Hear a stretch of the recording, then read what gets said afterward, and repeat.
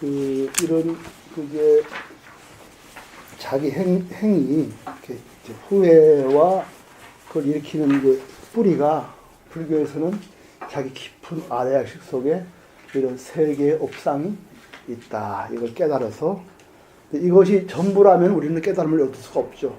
근데 이것이 나오는 자리가 또 있는 거예요, 그 속에. 그래서 그걸 깨달으면 우리가 이제 해탈을 할 수가 있다.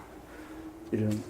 그러니까 이 사상 속에는 우리가 이제 보통 사회주의에서는 이제 뭐 가난한 자가 억누림을 받고 부자에서 또는 뭐 상층과 하층 계급 뭐 압박과 피압박 이렇게 해서 그걸 계급에 그걸 하는데 불교에서는 그렇게 보질 않고 일체 중생이 다 이 세 가지 번뇌를 가지고 있는 거예요. 그러니까 가난한 자도 마찬가지 닦아야 되는 겁니다.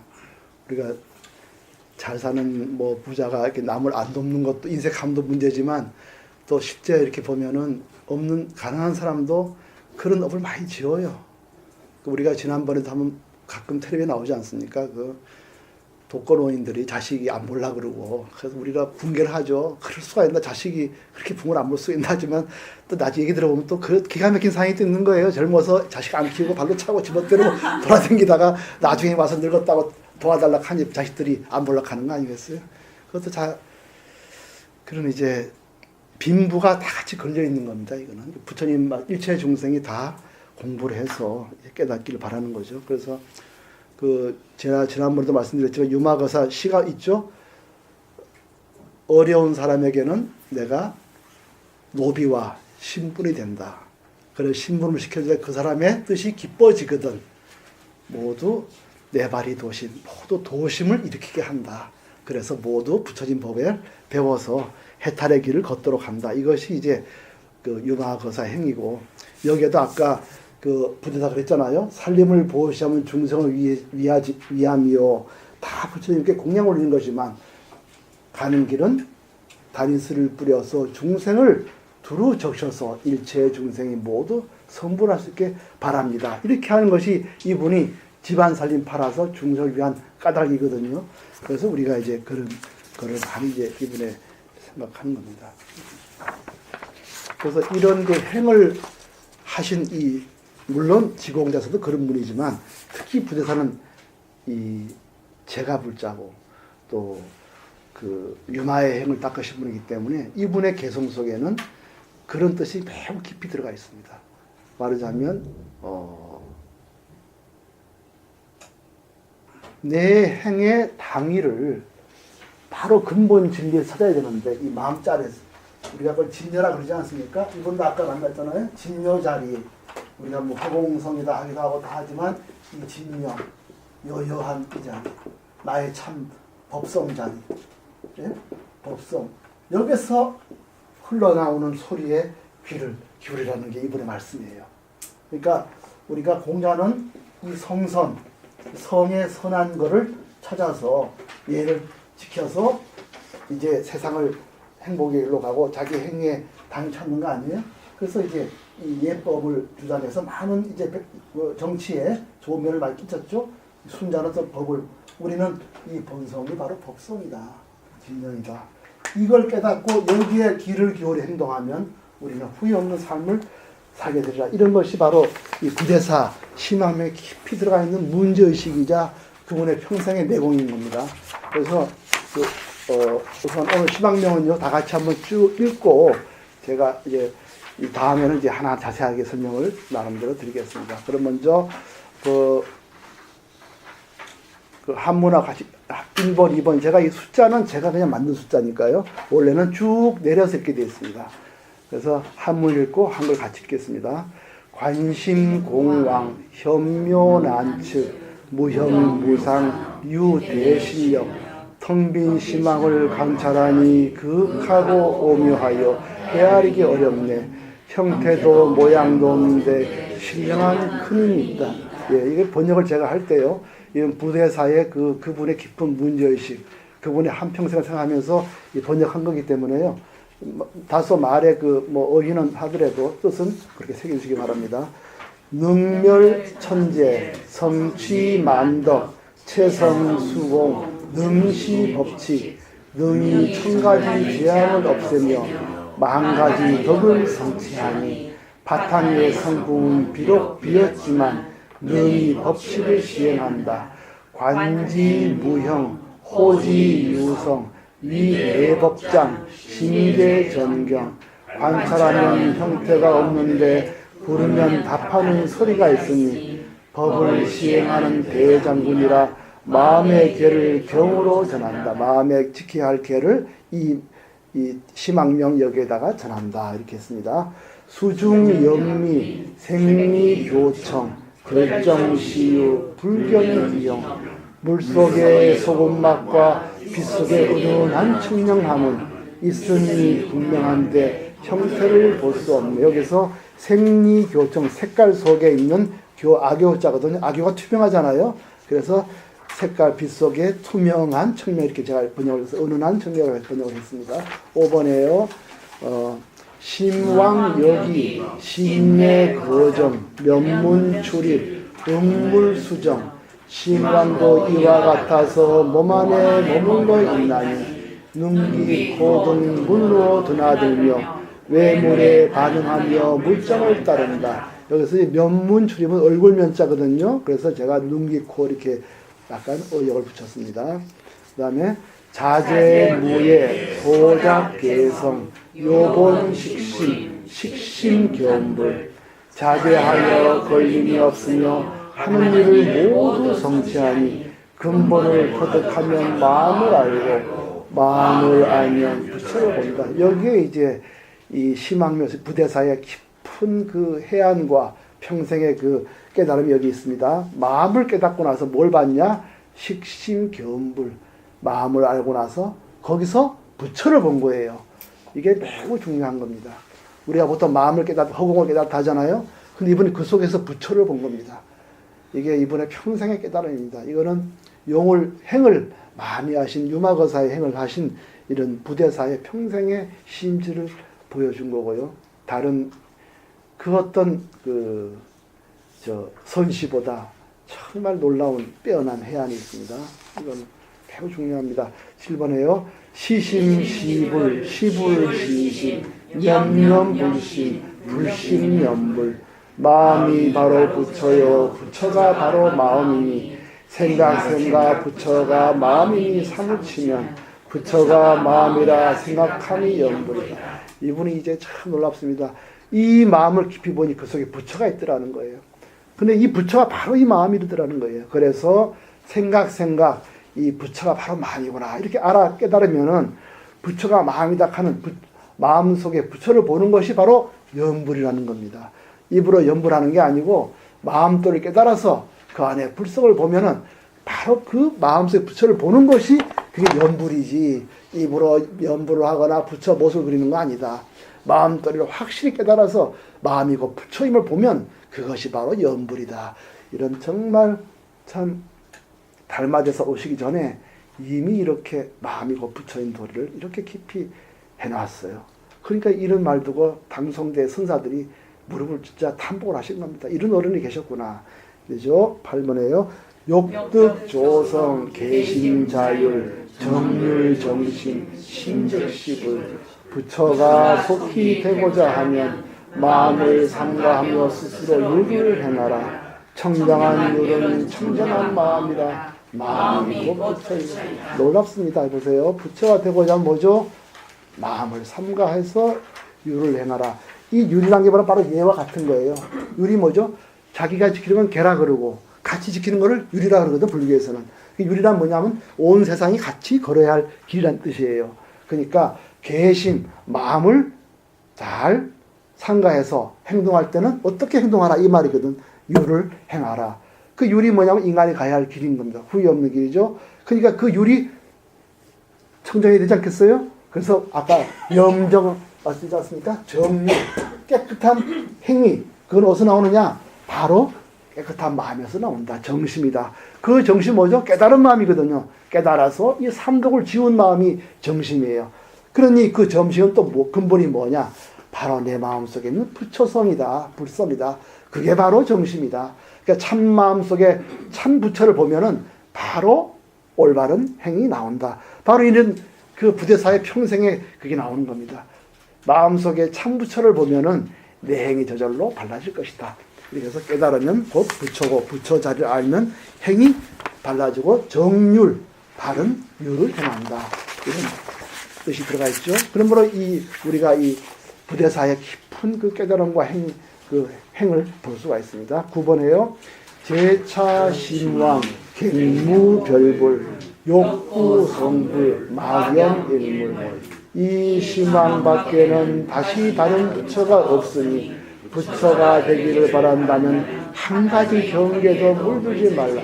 막연인물 많이 들어왔죠? 본래 무일물 다 이거 내려온 거예요. 일물이라는 게 다 여기 있는 겁니다. 한 물건에도 한 가지 경계도 휘둘리지 마라.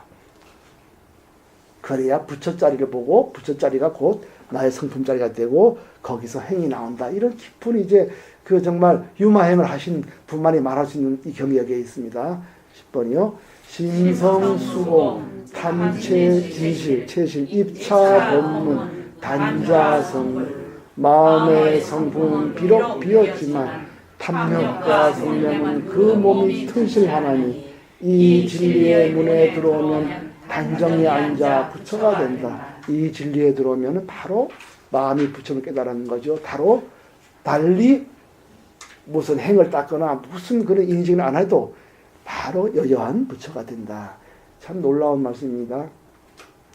도피 아니 득바라밀 모도 진사 자관 자신 저 언덕에 이르고 나서는 바라밀을 얻으리니 도를 받드는 참선비는 스스로 자기 마음을 관찰하라.